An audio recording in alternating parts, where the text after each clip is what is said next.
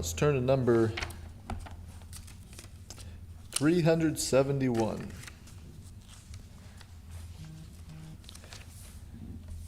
Number 371.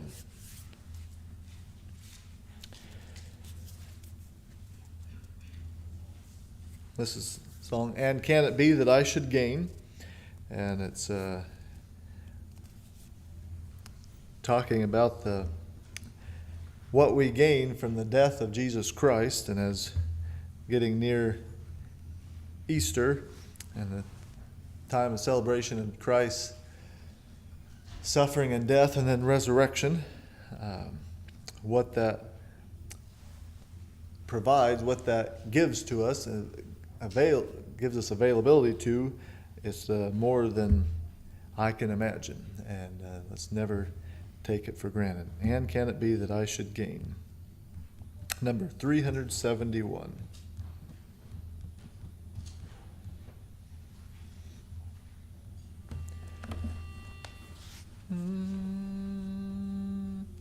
And can it be that I should gain and entrust in the Savior's blood?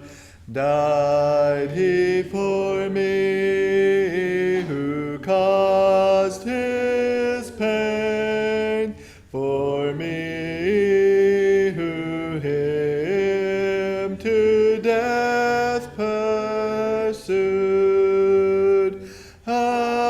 Amazing love, how can it be that thou, my God, shouldst die for me?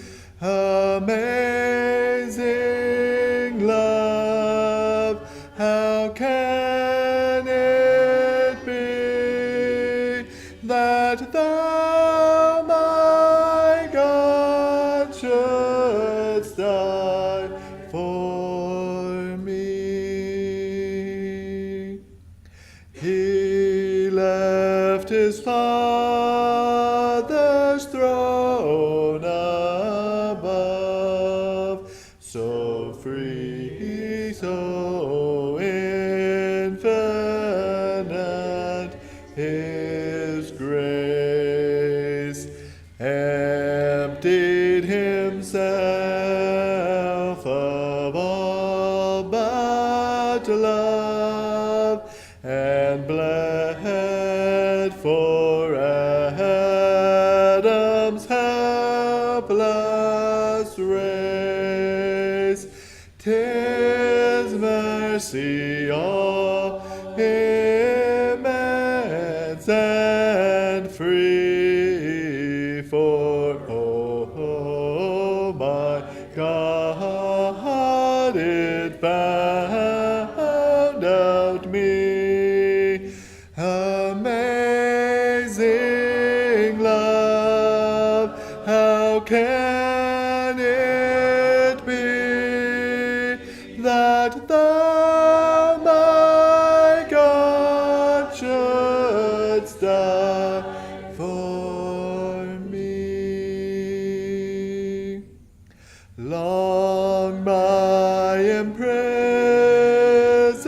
spirit lay, fast bound in sin and nature's night. Thine eye diffused a quickening ray. I woke, the dungeon flamed with light. My chains fell off, my heart was free. I rose, went forth, and followed thee. Amazing can it be that thou, my God, shouldst die for me? No condemnation now I dread, Jesus and all in him is mine. Alive in him my living head, and clothed in righteousness divine. Bold I approach the eternal throne, and claim the crown through Christ my own. Amazing love, how can it be that thou, my God, shouldst die for me? Amen. Thank you.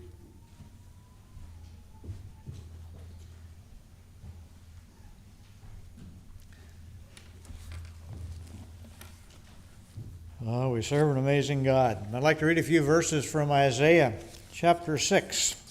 And in the year that King Uzziah died, I saw also the Lord seated upon a throne, high and lifted up, and his train filled the temple. Above it stood the seraphims. Each one had 6 wings. With twain he covered his face, with twain he covered his feet, and with twain he did fly. And one cried unto another and said, Holy, holy, holy is the Lord of hosts. The whole earth is full of his glory. And the posts of the door moved at the voice of him that cried, and the house was filled with smoke. Then said I, and this is Isaiah, Woe is me, for I am undone, because I am a man of unclean lips, and I dwell in the midst of a people of unclean lips. For mine eyes have seen the King, the Lord of hosts. Then flew one of the seraphims unto me, having a living coal in his hand, which he had taken with the tongs from off the altar. And he laid it upon my mouth, and said, Lo, this hath touched thy lips, and thine iniquity is taken away, and thy sin is purged. Also I heard the voice of the Lord saying, Whom shall I send, and who will go for us? Then said I, Here am I, send me.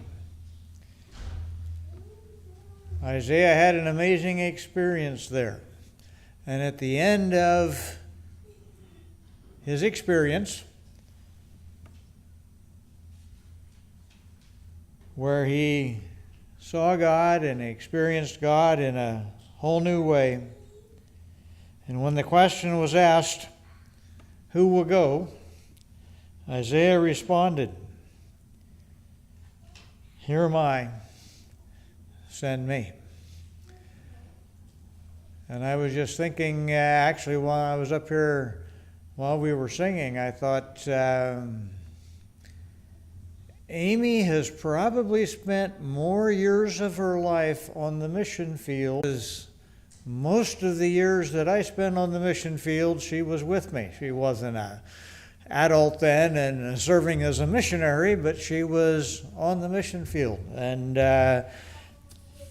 Amy's going to come, and she's going to tell us what her life is like since she has responded to God's call and said, Here am I, send me.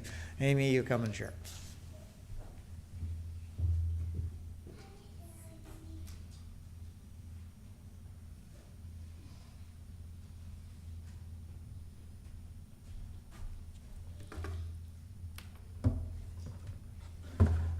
Well, good evening, everyone. I'm not sure. I was not expecting that kind of introduction, but You know, the longer I'm on the mission field, the more I realize that there's nothing like inherently extra spiritual about being a missionary. It's just sort of living your life and taking the opportunities that God gives you to serve Him as you go along. And it's no different. My life looks a little bit different than yours, maybe, but we all have opportunities to serve God. So, yeah. Today I would like to talk to you about, give a little bit of background of the organization I'm with and how I came to be there. Some of you have heard it already, I'm sure, but hopefully it's not too boring if you've already heard it. And then, talk about what I'm doing now, and then give you some time for questions if you have any questions. Or you can just shoot up your hand if you have a question as we're going along as well. All right, looks like we're ready to go here. So the organization, let's talk about this first. Here's a map in case you're not sure about what Thailand is. So here's Asia, as you can see, and down,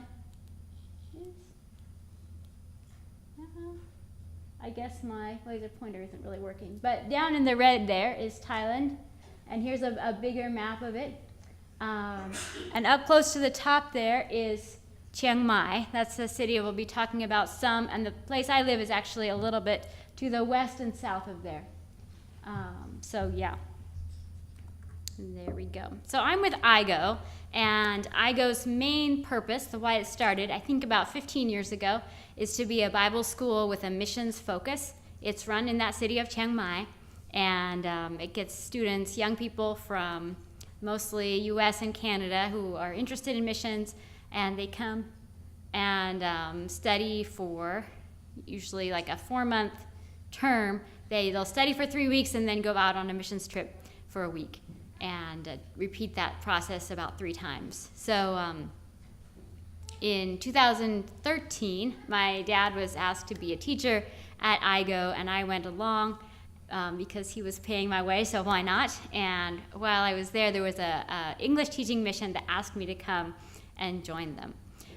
There's been various mission branches that have sprung up under IGO as the years went by. Different students had visions for ministries, and some of them have kind of come and gone.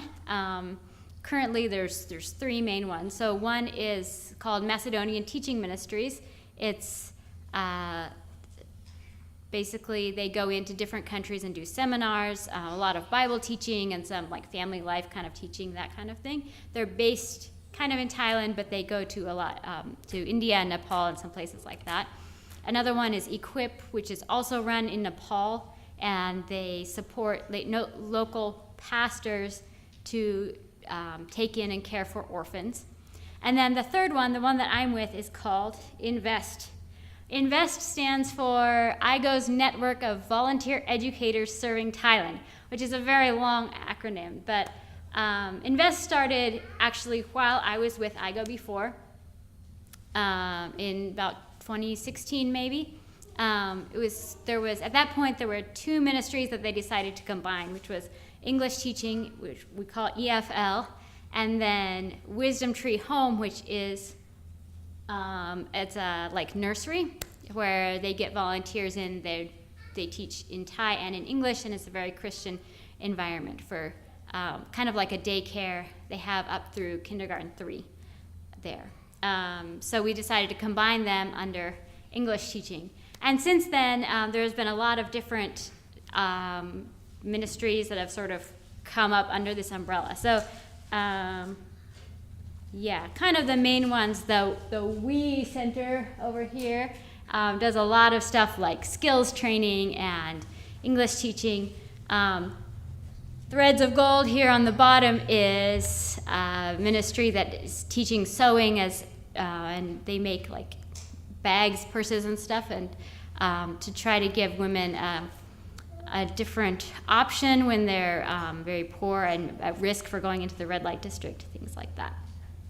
So this is sort of just the chart of the different ministries happening under the umbrella, and I am part of EFL Mesariang, which is up on the top left there.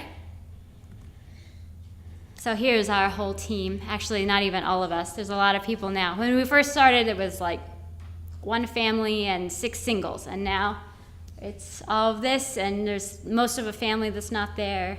A few more families coming soon, and if you're at all interested, we're looking for more volunteers also, so yeah. All right, so this is me and my partner in crime, Lori Hirschberger from Kansas. We met, actually, when I came with my dad to IGO, Lori was a student at that time. That was the first time we met. And then I went to join the team in January of 2014, and Lori came in like August, maybe, of the same year. And so back in 2015, we were going to the same Thai church. We were both helping at this English teaching ministry, and we got to know each other often in situations that were sort of out of our comfort zone. Lori's an Amish girl from Kansas, so we probably, our paths wouldn't have crossed if we weren't in Thailand and stuff. But in December of 2015, the church youth group went on a missions trip to a little village up in the mountains, and we went along. So there was about 4 or 5 of us, American girls, all along on this trip. And it was a long trip through along dirt roads. I think it was like 6 hours altogether, and 4 of them were on these winding, treacherous dirt roads. And at one point, we were in the back of this pickup standing up, and we went under a tree, and Lori's veil got stuck in the tree, and we went driving on. So thankfully I was wearing a white scarf. So in this picture, if you see me in the back there, I've got this white scarf on. And in this picture, my white scarf is now Lori's veil. Anyway, but it was a really good time up there in the village. They didn't hardly have electricity, and this very different lifestyle, but it was encouraging to see the Christians there and to have a chance to serve. And this experience was really instrumental in Lori's life. It gave her a vision for the people who live in the mountains. And so life went on. In 2017, the teaching that I was doing kind of fell through, and I decided to come back to America here and get my degree in order to have a more long-term teaching opportunity. And Lori kind of had a similar thought, but she went to university in Thailand, and she graduated in 2021. So about the time I was thinking of coming back, she was wanting to go and go to a more rural mountain area, and asked me if I would be interested in coming along with her, because they didn't really want her to go by herself. So, oh, hey, thank you. Yeah. So it's really like we can see the hand of God and how he orchestrated the timing and everything. It just all worked out perfectly. So here is where we live. Up here is Chiang Mai. Oh, it's kind of off the map. But Chiang Mai is up here, and you can see it's kind of in this wide valley. That's part of the reason it's such a big city, is because it makes sense to put cities in areas where it's nice and flat and not too hilly. And then through here, you see it's all like mountains. And right here, where these 2 roads come together, is where our town is. And it's also a little valley there, and it's kind of the biggest valley in the area. And so through the mountains, there's all these little tiny villages, and our town is where they come for a hospital, for connections, the road connecting to the bigger cities, and also for high school for a lot of them. They often have elementary schools in their villages, but not high schools. Now this line, right here, is the border with Burma. So it's not very far away. We can drive there in about an hour, yeah. And actually, this picture here, this Lori looking across the border to Burma. So the land on the other side there is Burma, or Myanmar. Thai people kind of use the 2 terms interchangeably. So here's an aerial view kind of our town. The main town is kind of in here on the other side of the river. And the school, here are some school buildings right here. This is the school where we teach. Our church is right here. And our house is out behind the trees over there. So it's pretty small. It doesn't take very long to get anywhere, and we really like the sort of rural feel of the town. There's a lot of agriculture around. There's some rice fields at different times of the year. The one with the water is just getting ready to plant, so probably like in June or something. It's rainy season, which you can see from all the fog and the sort of overcast look. And then this is probably October when it's about ready to harvest. Right before I came, this field was planted with beans, and there was corn on the other side. So this time of year is not the normal rice time, so they will put other crops in and stuff. But there's, a lot of agriculture happening, often cows wandering down these roads and stuff. So it's very rural feeling.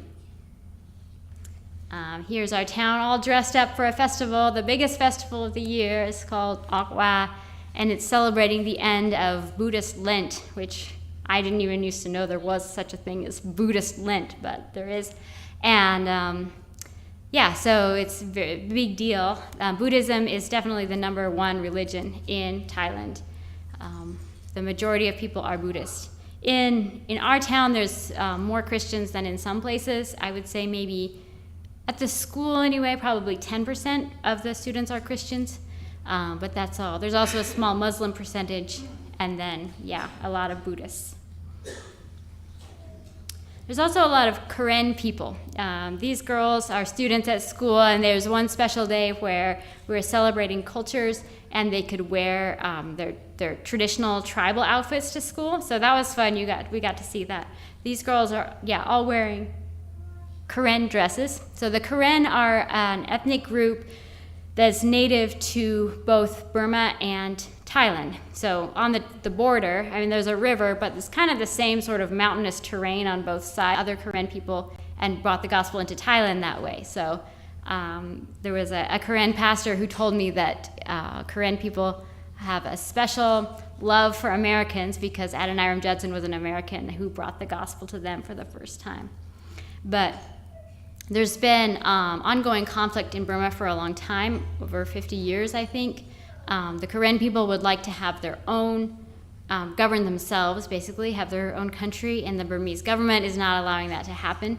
And there's a lot of people who have had, like, soldiers coming in, planes bombing their villages, or soldiers just coming in and massacring people where they've had to, like, grab the kids and run for the jungle kind of thing and just leave their homes. So there's quite a few people, Karen people in our town who have had to flee Burma, and that's why they're there. So it's an interesting combination. Some of them have fled from Burma, some of them have been in Thailand for many generations, but they speak the same language and have similar culture.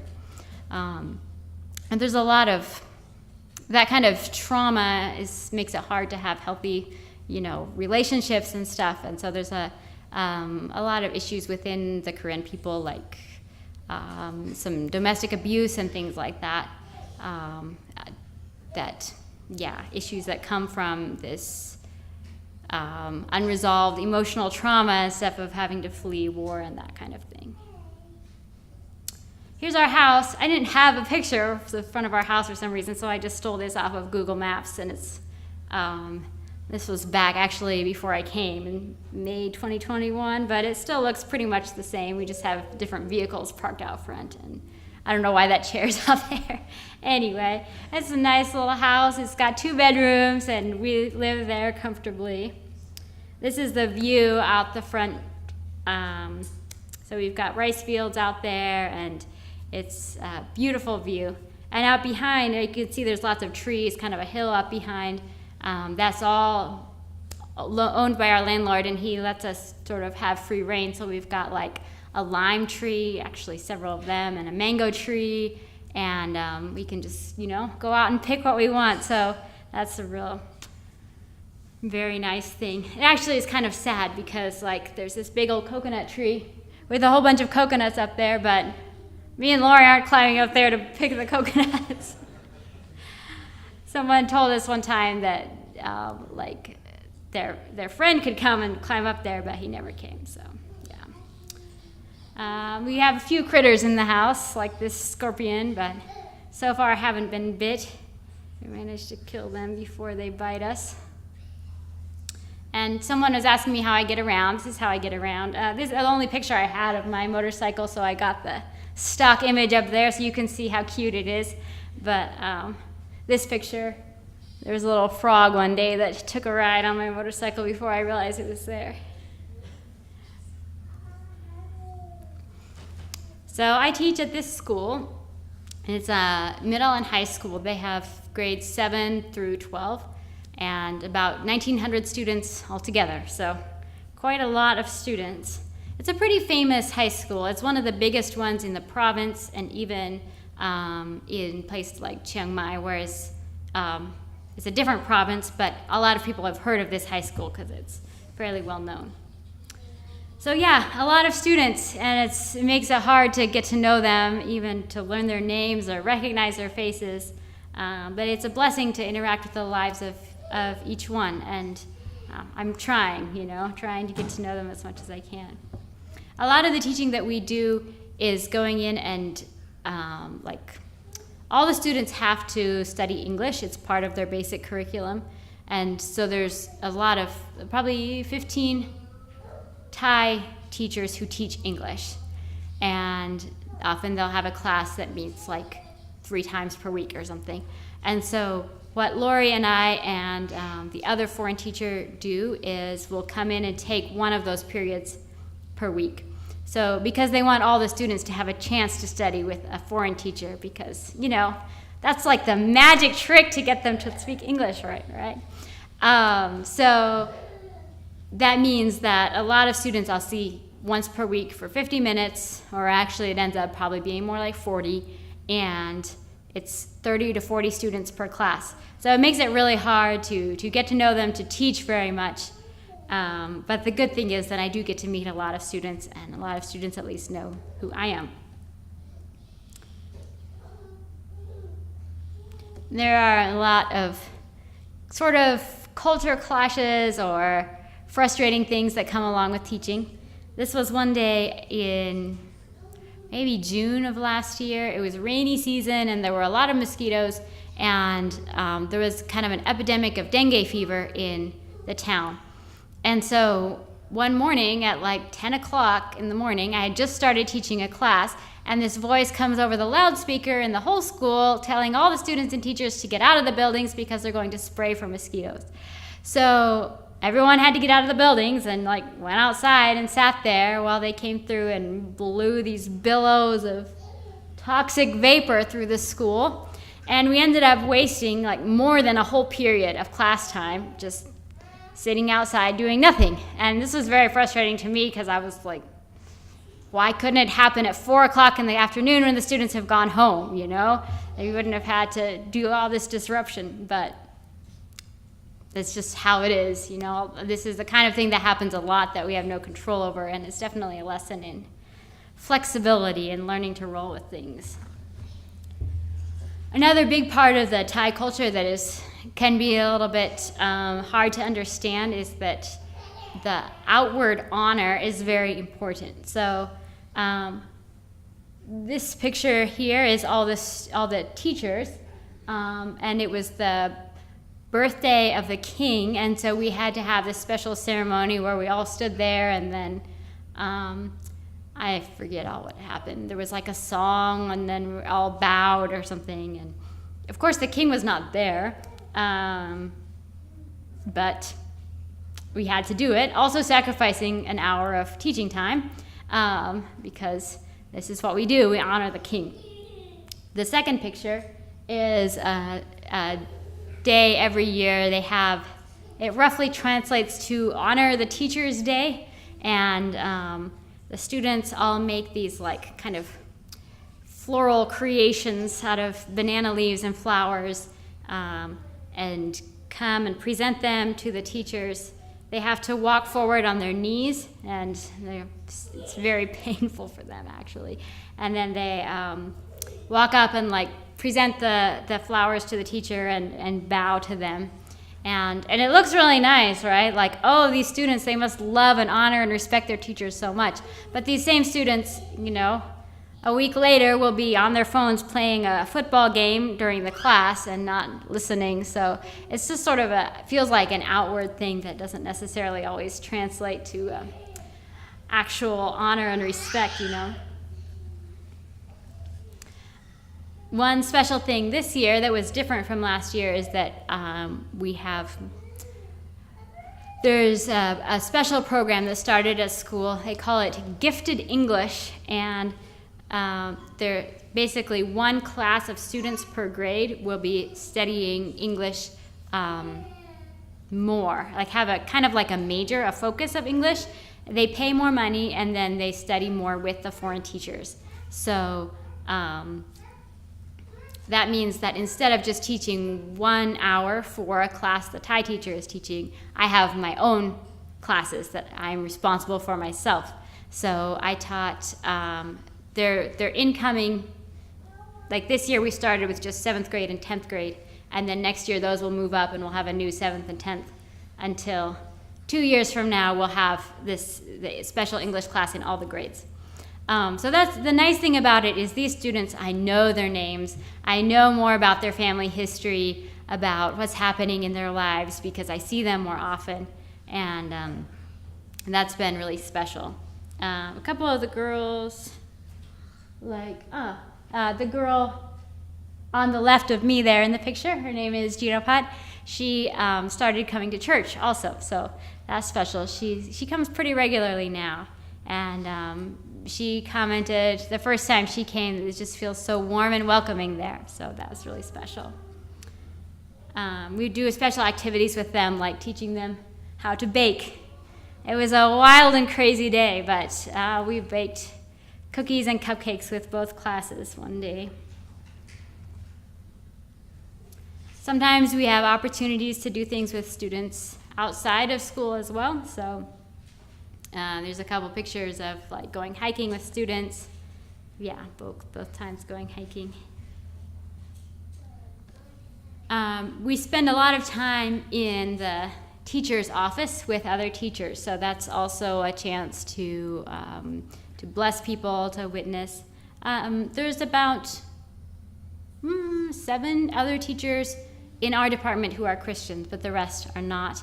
And yeah, this is a lot of talking and gossiping and life that happens among us, and so it's a chance to share and bless them. Sometimes this was a hiking trip with some of the other teachers. That was a fun day. Outside of normal teaching, we also get roped into doing English camps sometimes. Usually it's like a Saturday or Sunday, and they'll get a group of students in there and have some kind of station set up, and they rotate through and do different activities. It's fun to do activities and games with them. I feel like people have high expectations that this one day of English is going to help them a lot. There's only a certain amount of English that you can learn in one day, but it's fun to have a chance to get to know different students or do something fun with them. This picture is kind of dark, sorry, but one special thing that's been happening for me the last few months is I've been teaching at one of the dormitories for students on campus. So quite a few of the students who come from little outside communities and come to school there, they live too far away to be commuting back and forth every day, and so they live in dormitories. There are 2 different dormitories on campus. The one is run by the school, and the other one is run by a foundation that was started by this German guy who he had a nurse who was a Thai woman from our area, and he wanted to do something special for her, and he had a lot of money, so he set up this foundation to help kids from her area. So he runs this dormitory and one other at a vocational college in town, and so students apply for the program. There's a lot that apply, and only a small percentage of them get in because they only have room for about 40 students. But then if they get in, then everything is paid for. They don't have to pay room and board. Their tuition is covered, and they get a small stipend. So it really helps for those hardworking, good students from other from like villages that are far away that don't have a lot of opportunities. It's really a good chance for them to get kind of a boost in life, and they tend to be really great students. So, and then the foundation also pays for teachers to come in and do extra tutoring.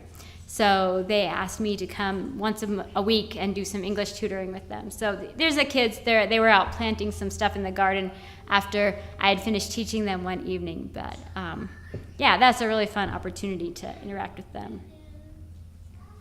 One of the biggest blessings that we've had is our church. So yeah, here's Lori and I with the pastor and his wife. They, the pastor grew up in this area, although his parents had fled from Burma when he was young, but he grew up there. And his wife is actually from the other side of Thailand, almost into Cambodia. Her family had actually come from Cambodia, and they met when they were both helping out with relief from the tsunami back in 2007 or something. There was a bad tsunami in the area, and they met there. And then they lived in her area for quite a while and pastored a church there, but felt God was calling them to come back to Mesariang and to do ministry in Burma. So they wanted to be close to the border. So they came about 3.5 years ago, I think. They moved to Mesariang and started this church there. And originally, when we first moved, we were going to a different church, but there were some things there that made us a little bit uncomfortable. And one of our students invited us to come to church here, and Lori and I both walked in, and we were like, yes, this is the place. It's just very warm and welcoming. They're always serving, and they love Jesus a lot, and it shows, and it's just been such a blessing. The big picture with the big group of people is a bunch of students from the vocational college I mentioned earlier that get sponsored through a Christian group, and as part of that, they come to church about once a month. So they have that chance to share the gospel with them and do some fun stuff with them. They do a lot of ministry with young people. There's also about 8 or 9 kids who come and live there at the church. So the church is part church, part home. The pastor and his wife and son live there as well. And then they've taken in a bunch of young people so that they can live there with them. They do a lot of discipleship and provide a good environment there. And so that it's a good place for the kids to live. They have more supervision and discipleship than they would have certainly living in a dormitory. And they're just the greatest kids. So much fun. I go there usually once a week and teach them English in the evening, so that's what's happening here. They're very diligent students, even if, anyway. They would probably be scared to talk to you and say they forgot all their English if you tried to talk to them, but they really try hard. And in this picture, they came over one day and were making pizza, I think. They enjoy making food anyway, so every so often we have them over to do some baking. This is in our kitchen, in case you're wondering. I don't have very many pictures of the inside of the house. And some more with the kids there. We've also had some chance to do traveling with the pastor's family. So here we are. This was last August, I think we took a trip with them. So we visited a bunch of different people and, prayed for people and just blessed wherever we went. And the pastor does a lot of mission work. He just seems to know people everywhere and is always stopping in and just praying for people and reaching out to them. It's very inspiring. Some of you know about the fact that I need to get some more education, and a lot of people have been asking me questions about that. So I hadn't realized, I thought when I came home and got my bachelor's degree, I was good to go and would be able to teach after that? Well, it turns out with a bachelor's degree, you can get a job teaching for up to 6 years. So you can get a temporary license for teaching, and you can keep renewing it for up to 6 years. But if you want to teach longer than that, you have to have some kind of higher certification.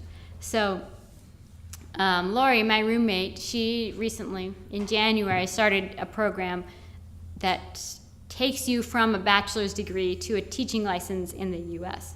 So she's working on that right now. It makes her very busy. And I was kind of going to wait and see how that pans out for her and weigh my options and try to figure out what to do.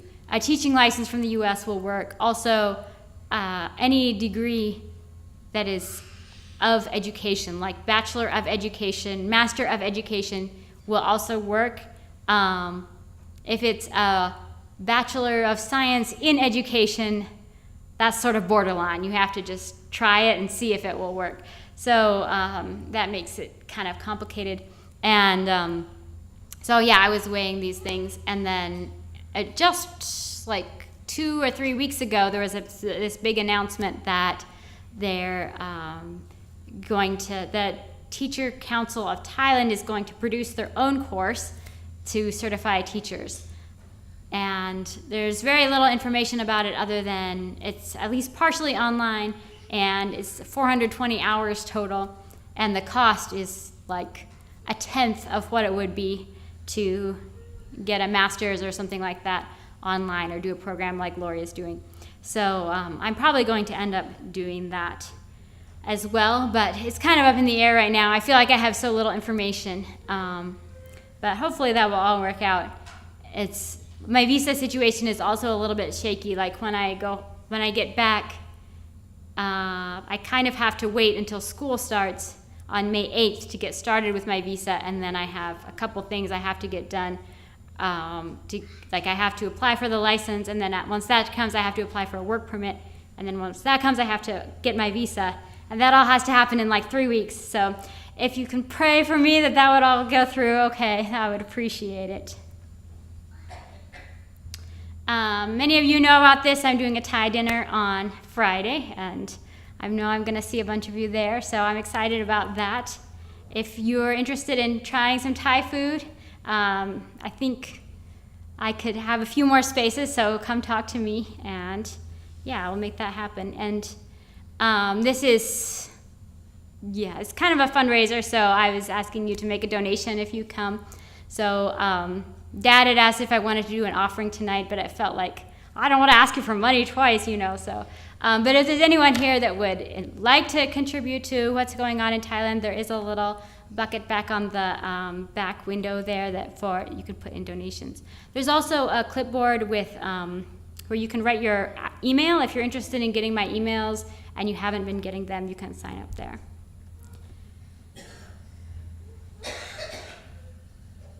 What was I going to talk about? Okay. This is a famous tourist destination in our province. There's these are called Mexican sunflowers, and they're imported. They're not native to Thailand, but someone brought them over here, and there's this area, the hills are just covered with them, so it makes for pretty pictures. They usually bloom in November. Here's an opportunity coming up if you're interested in IGO at all. IGO does a gospel team tour every year, which is a singing group composed of students that travels around, and they talk about, they sing, and then they give testimonies about what they learned at IGO and what the experience was like. And they normally go to Ohio and Pennsylvania and those kind of places, right? But they're coming west for the first time ever. So on May 10th, they're going to be at Halsey Church at 7:30 p.m. So you should go see them if you're at all interested in what's happening at IGO.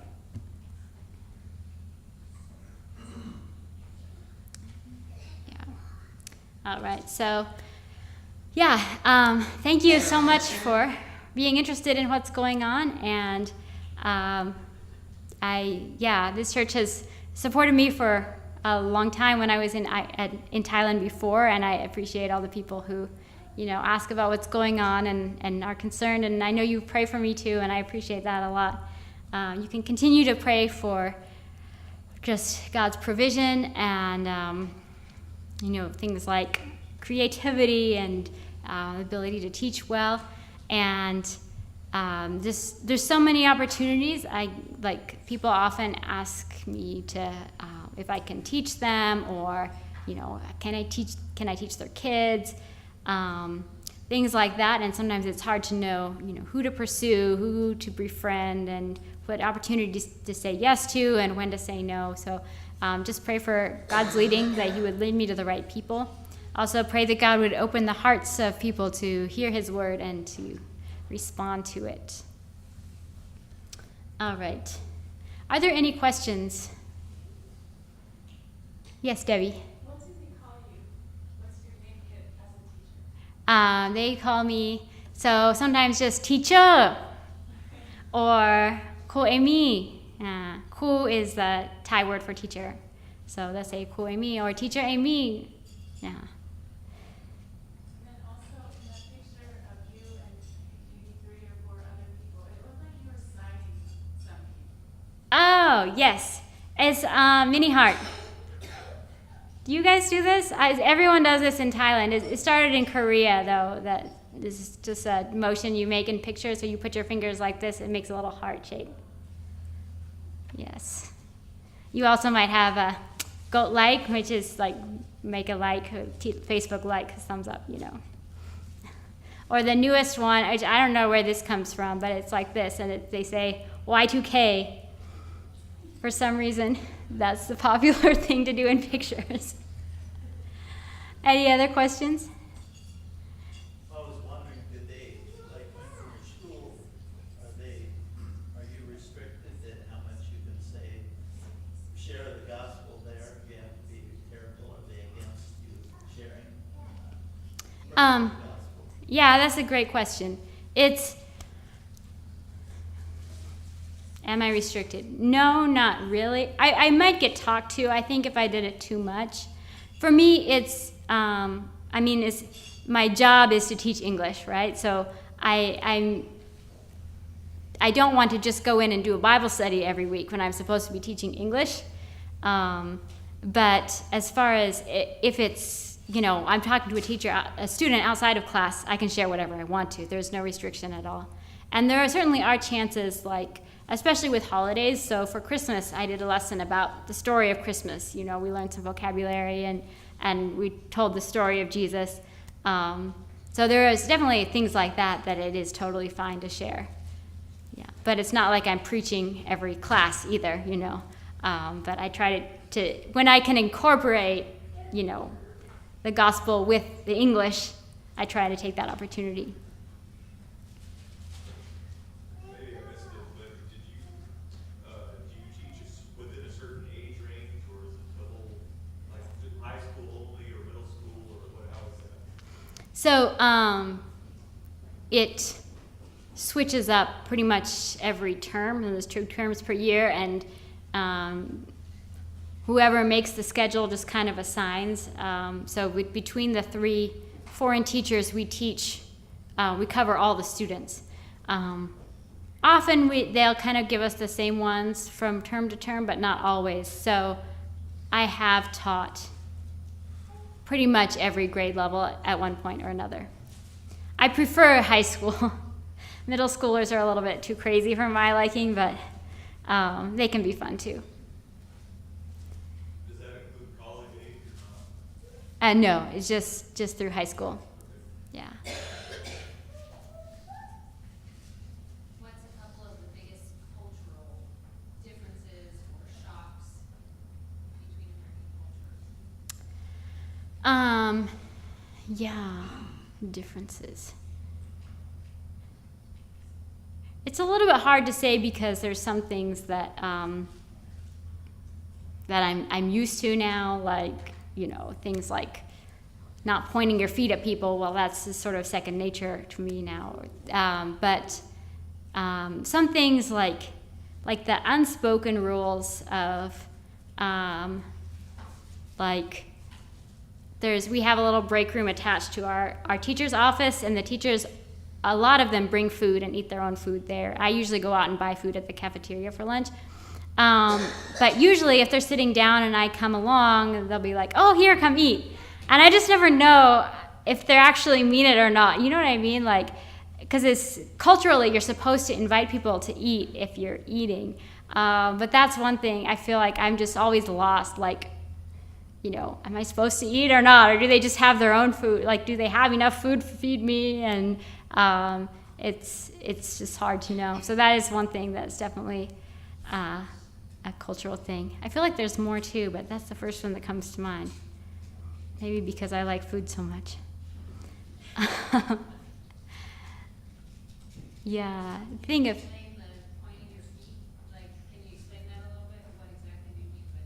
oh, like it's rude to like sit with your feet up for they're pointing at other people. It's like a like diss to them, kind of like, or it's just very rude. You don't want to do that, yeah. Also, things like pointing. You're not supposed to point at people with your finger, so you use your whole hand to motion like this. Are you a volunteer like IGO, or are you hired by the school? I am hired by the school, yes.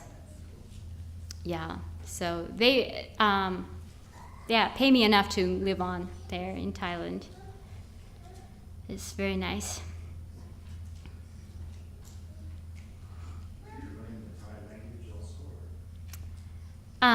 Yes and no. I don't do any formal study at the moment, but I have enough Thai to get by. Probably pretty much everything I got up here and said today, I probably could have said in Thai. I would have had to look up a few words ahead of time probably, but I could do it, yeah. But of course, I'm always learning. I hear new words, and I'm like, what does that mean? Or the local dialect is really hard for me. I can understand maybe 50%, but I can't hardly speak the local style at all.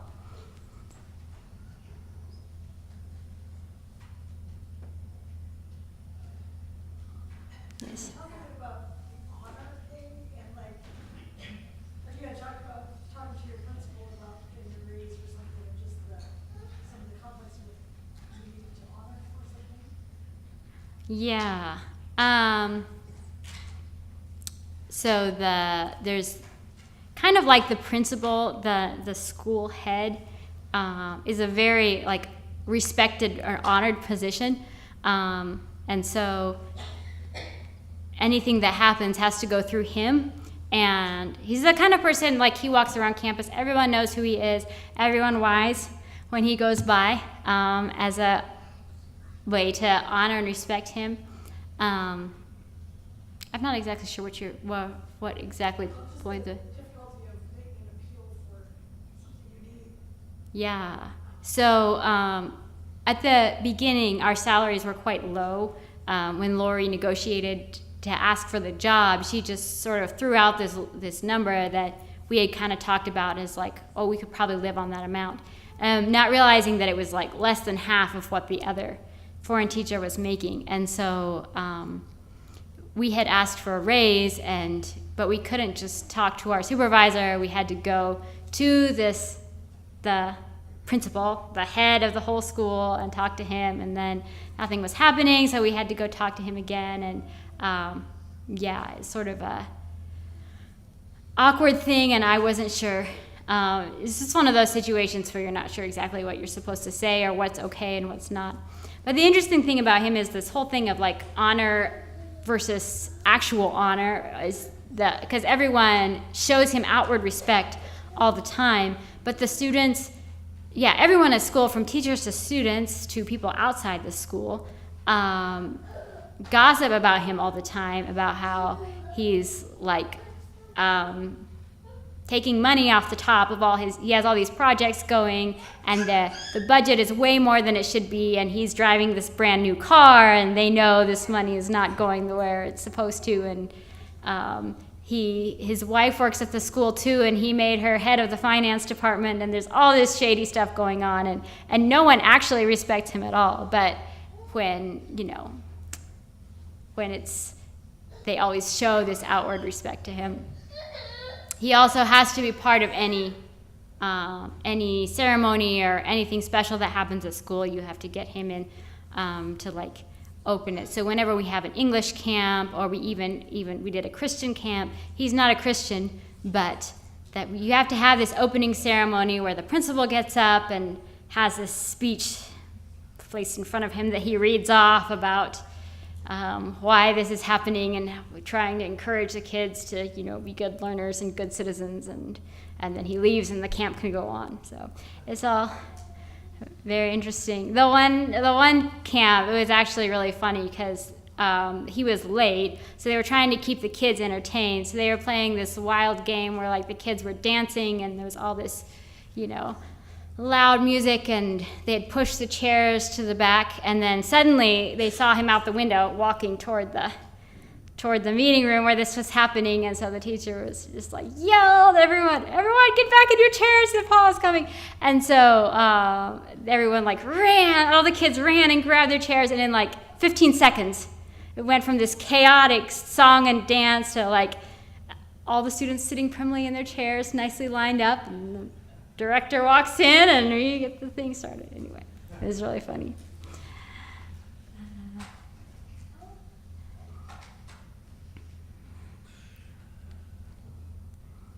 Any other questions?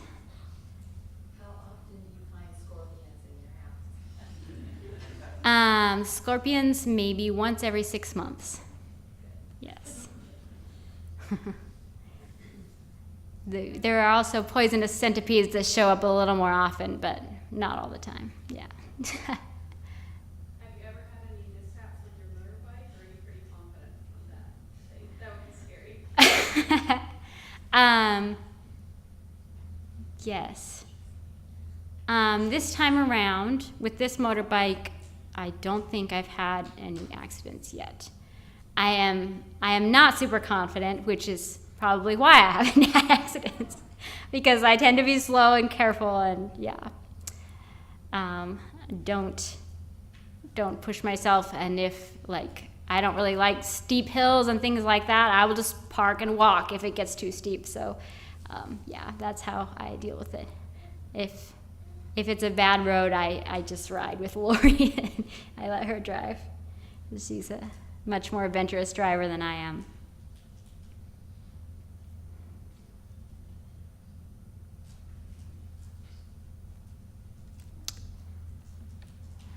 All right, well, it was a privilege to be here, and thank you for listening and for being interested in what's happening in Thailand.